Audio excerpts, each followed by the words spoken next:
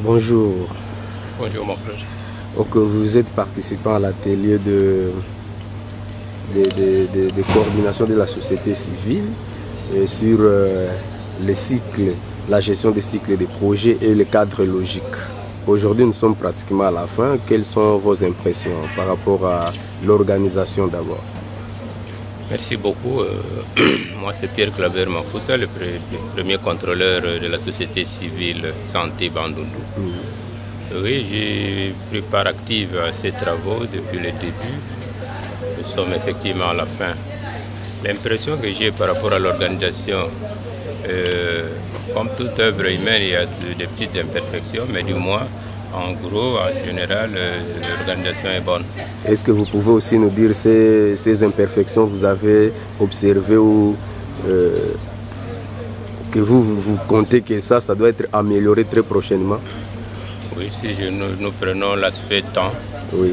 Nous ne l'avons pas si bien géré, à tel point que même l'emploi de temps que nous nous sommes donné n'a pas été totalement respecté avec rigueur. Deuxièmement, le code de bonne conduite que nous avons signé nous-mêmes n'a pas été aussi respecté.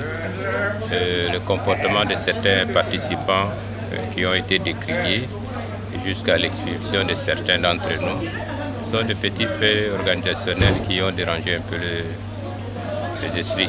Et en rapport avec le contenu des matières que nous avons réussi, comment vous jugez ça? Donc, quant au contenu, vraiment, il est impeccable, il a été bien choisi, bien dosé.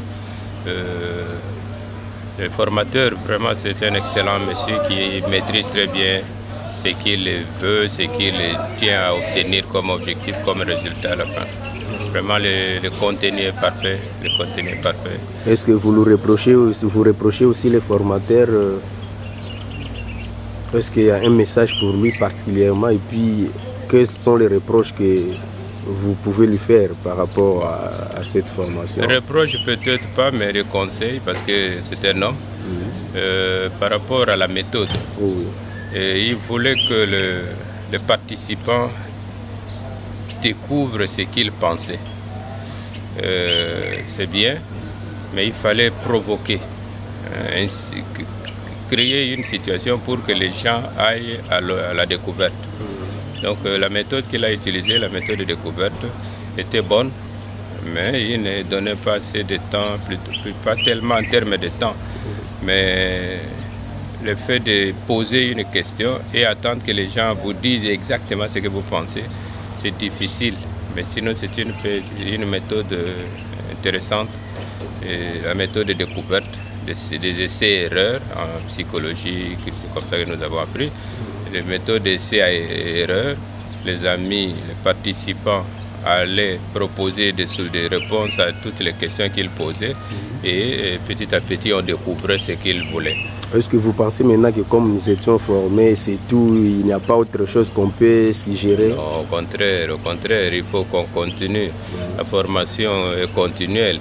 Il faut qu'on continue, qu'on voit d'autres aspects, d'autres techniques, d'autres méthodes d'élaboration de projets, par exemple, des exercices tests, que les ONG puissent élaborer chacun un petit projet, qu'on soumette ça à l'évaluation de ceux qui ont la maîtrise de la chose et on va voir comment sur le terrain les choses sont modifiées.